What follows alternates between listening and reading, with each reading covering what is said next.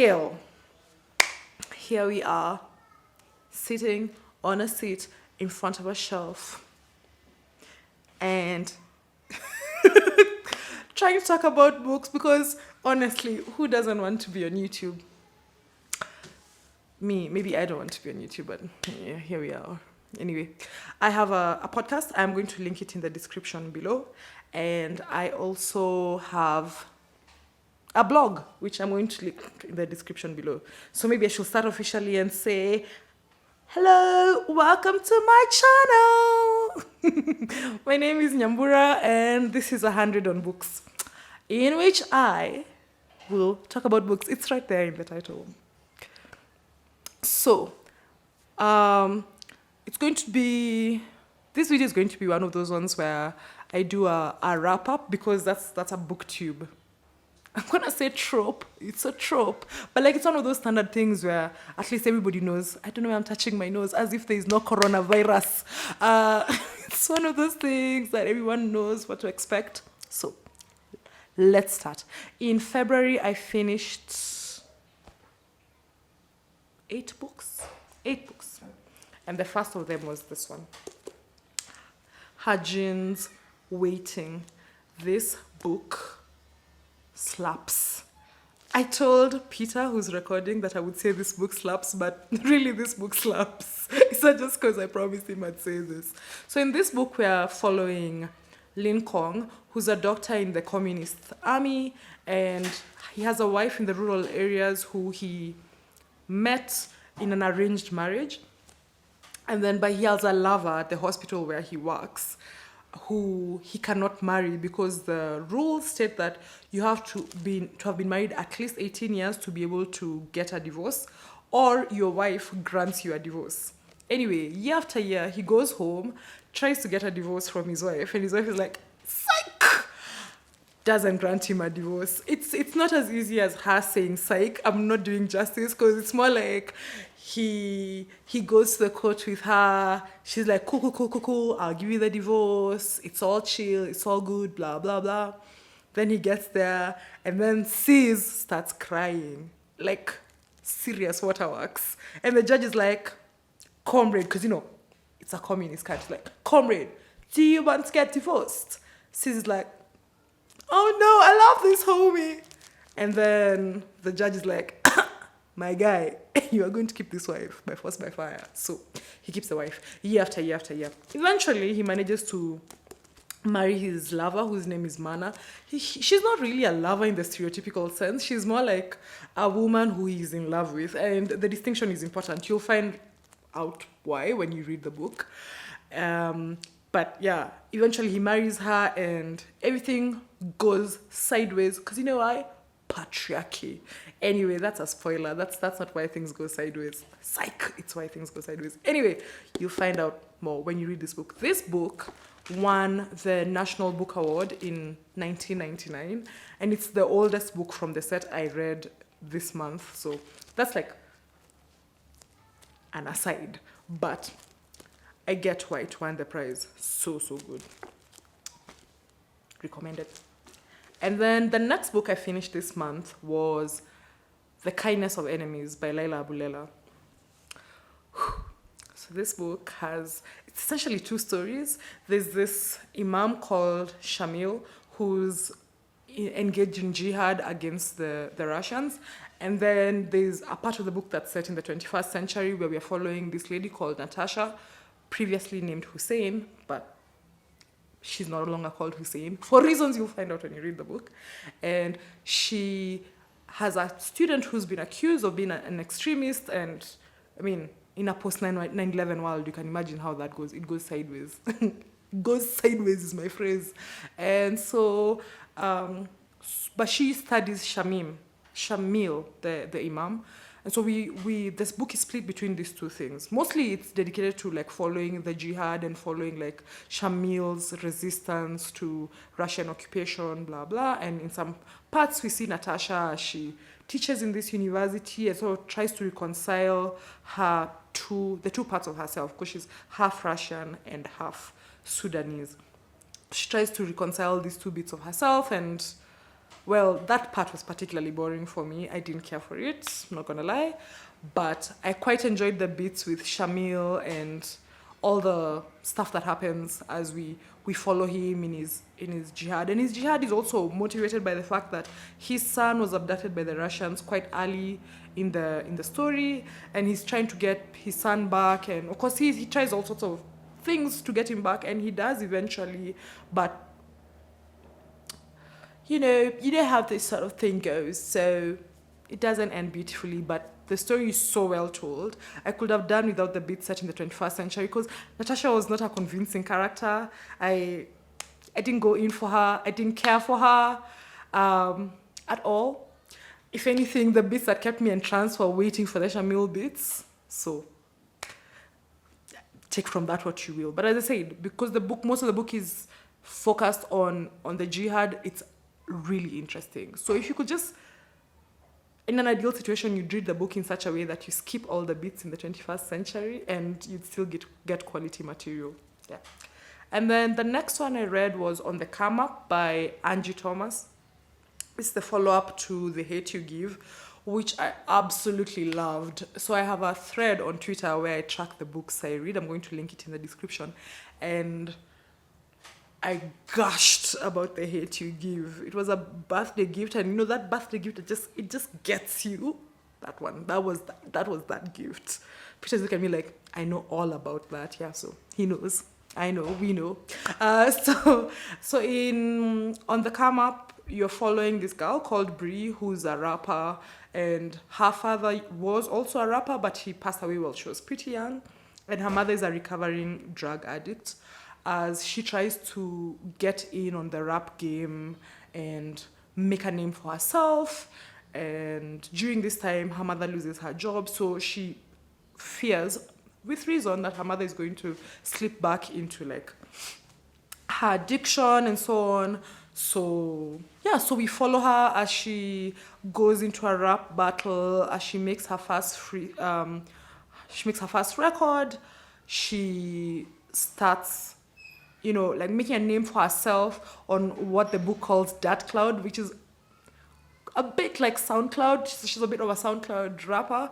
But then there are also other strings. The one I'm looking for is thread. There are other threads in the story. So for instance, she has this friendship with these two characters, Sunny and Malik, who also have, their own things going on. Malik wants to have a Black Lives Matter protest at school after Bree, our main character, is harassed by the guards at the school. And Sunny is, I don't say coming to terms with his queerness, but he's exploring his sexuality. And we follow that too. And all the other bits that come with the rap game, there's a character that reminded me a lot of Charlamagne, who has the radio show. So, the sort of person who really like goads his guests into saying certain things or doing controversial things and so on. And anyway, the universe of the book is really enrapturing. Like you sort of get carried into this world and you almost feel like, I can't believe I have to get out of this world to live in the real world, but I'm going to go back there soon, So it's YA, it's really captivating, and you don't even have to have read The Hate You Give to enjoy this book. So it's quite standalone, but you can tell that it's related to The Hate You Give if you read The Hate You Give, but it's not going to take away from your experience to not have read The Hate You Give. And then the next book I read was Pet. First of all, look at this cover. Just look at it. Hey, look at it. It's so beautiful. It was a gift from a friend. There's a theme here. It was a gift from a friend. And when I got it, I just kept looking at the cover. And I think it was Seiji from the Artisan Geek. She did a video about this book and she dressed up as the main character, Jam. And, well, I aspire for that level of creativity. But in this story, we are following Jam, who is a trans girl who lives in a city called Redemption. No, her city is called Lucille because Redemption is her best friend. What am I doing? Anyway, so in this book, we're following Jam, who lives in the city of Lucille, and her best friend is called Redemption. So this character comes into her life. He's not quite a monster, he's a character, and his name is Pet, the titular Pet. So he comes into her life and he says there's a monster in Redemption's house, and the two of them have to go into Redemption's house and smoke the monster out of the house. But the place they're living in, the city of Lucille, is a city that has no monsters. All the monsters have been gotten rid of, and so, of course, a bit of her is like, fam, what monster? There are no monsters around here. And anyway, we follow them as they go about finding the monster and reading the house of the monster, and also coming to terms with the fact that the world they live in is not perfect, which, I mean, that sucks for everybody, but in a sense, like a coming to age novel, YA novel, and I greatly enjoyed this. The writing is fantastic. The world is very sound, like the logic of the world in which the book is set is sound, and it's also a world I really would like to live in. You know, I told a friend of mine that it's like, I called it a post-BLM novel, post-Black Lives Matter novel, in the sense that here blackness is not this thing that people have to, like, you don't have to make peace with your blackness or defend your blackness. You just can be black, you know. And so I really enjoyed this. I mean, I don't know if you're sensing my enthusiasm. I'm really enthusiastic, but I really enjoyed this book, and I would like to press it into everyone's hands. I am literally going to be pressing it into someone's hands later today. But yeah, I enjoyed this and highly, highly, highly recommend it. And then the next book I read was Queenie, which, the less said, the better. So Queenie is by Candice Carty-Williams. I forgot to say. Pet is by Akwaeke Emezi. Queenie is by Candice Carty-Williams, and do you know those books which you think something is going to happen, so you just keep reading and reading and reading, and then it's over. And you're like,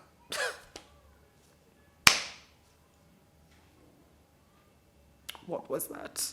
That's how I felt. I read that book, and first chapter was like,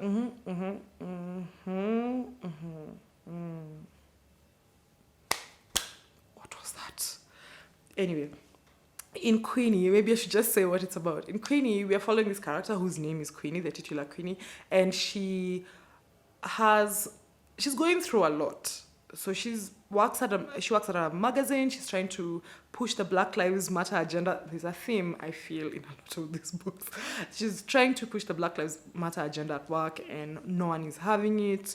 It's one of those work environments where she's one of the very few people of color, and that sort of affects her work environment. But then she's also struggling with mental health issues, and so we see her navigate these mental health issues, sort of try to figure out how to live with anxiety, handle her anxiety in a world that makes no room for Black people to have these sort of issues. Her own family is like, fam, we're Black, you know, which I think is going to be a familiar thing for people who are not white, or people who are in immigrant communities and sort of trying to speak about depression or anxiety or mania or any of those things.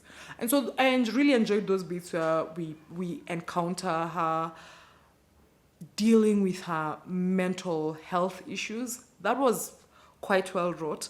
But there were also bits that just were so cringy. I mean, for instance, she has a Black best friend who works at a bank. So she works at a formal setting. But sis only ever speaks in a way that's very stereotypically Black. She'll be like, fam, or I don't know how to explain it, but there's just a way in which, when you put her in the context of her white best friends, one of whom is problematic. But anyway, she comes across as a very stereotypical, it's almost like a white person wrote this Black character. But anyway, that's my particular gripe. But Queenie also makes very suspect decisions. I mean, this has been said in other parts of BookTube, so I'm retreading an old tire. But fam, I mean, sleeps with everybody, and like not to slut shame, but the way the unprotected sex she's having is discussed. It's just like, did I say the less said the better, the less said the better? Moving on. The next book I read was Adulthood is a Myth by Sarah Andersen, which is a collection of, I'm going to say, comic strips in which she details all of these things are going to be really familiar to anybody who's a millennial. And yeah, she's on Instagram. I think that's where I first encountered her work. And her pieces are all really familiar. You know, like those things of you walk into a shop to just buy one book and then you buy a lot and then you're broke and you eat ramen, but at least you have books. So very, very, I mean, I'm going to use this word, very relatable content, and very short also. So that's part of what helped my numbers, obviously, reading YA and reading short books. But I really enjoyed it. And as I said, if you follow her on Instagram or Facebook, I don't go there. Twitter, the stuff is going to be familiar. Lastly, I finished his operative here because I think I started 18 books this month. But anyway, the last book I finished this month was Persepolis by Marjane Satrapi. Listen, this is the complete Persepolis. It's the story of a childhood and the story of a return. So we follow in the first book, so it's 2 volumes essentially. The story of a childhood follows Marjane in the early days of the Islamic Revolution in Iran, as she sort of navigates a life where previously she was going to a French medium school, she didn't have to wear a headscarf, and now suddenly she has to be veiled. And obviously it's a really strange world, and the beauty of this is that you're seeing this world through the eyes of a child. So there are certain things that make sense. I don't even want to say make sense, but there are certain things one can reconcile themselves with when they're an adult, or be like, okay, this makes sense because of this reason or that reason. But there's a way in which a child encounters the world with this. There is a confusion that is built into the way even adults are reacting to these things, but a child is more guileless, and so they can say those things directly. So that first bit I really enjoyed.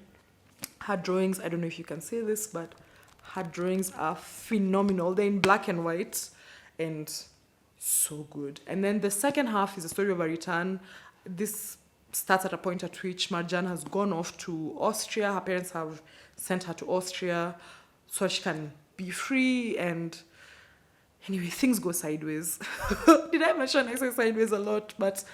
And so she goes back to Iran, contracts a marriage with this guy who she really has nothing in common with, but there's nothing spectacular there. And yeah, and now comes truly into her adulthood and leaves Iran the last time. So this book is in translation. It was originally in French and then was translated, both volumes were translated to English. So it was, I think, the only book in translation I read this month, and I greatly enjoyed it. I'd been saying on Twitter that I really wanted to read, in French they're called bande dessinée, a graphic novel.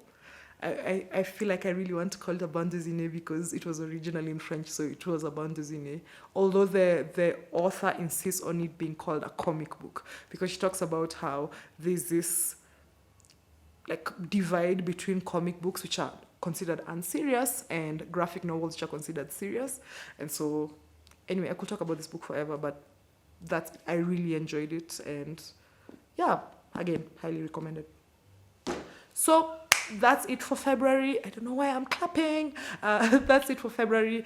As I said, I started quite a number of books, which are probably going to come up in the March wrap-up. And yeah, tell me in the comments what you're reading, if you read any of the books I've read, what you thought about them, and I'll be talking to you soon. Bye!